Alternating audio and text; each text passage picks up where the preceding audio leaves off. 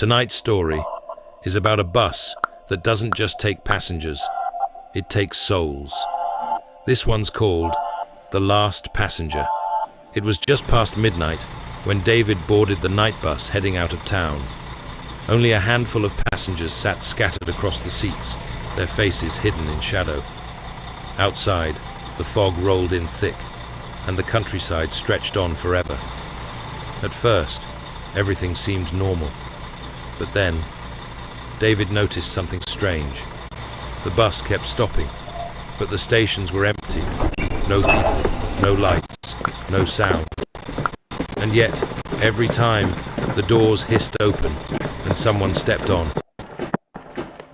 The first was a woman in a long black dress. Her face was pale, unnaturally pale. She dragged her feet across the floor and sat down across from him. The next stop brought a child, a little boy clutching a teddy bear. He smiled at David, but his eyes were hollow. Black, empty pits. Another stop. Another passenger. This time, a tall man in a funeral suit. He didn't look at anyone.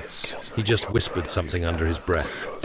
David leaned closer and froze when he heard it. It's on it. Pale woman, the boy, the tall man, all turned their heads, smiling, too wide, too wrong. David glanced out the window.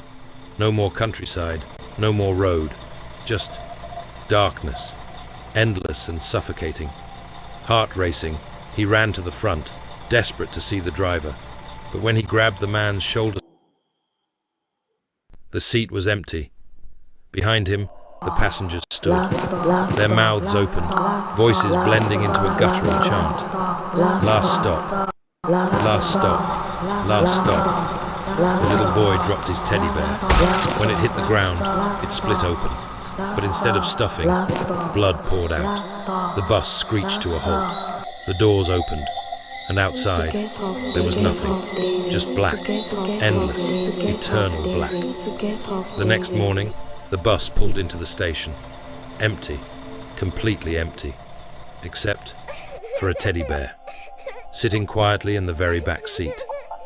If you ever find yourself alone on a midnight bus, and the wrong kind of passengers start boarding, pray it's not your last stop.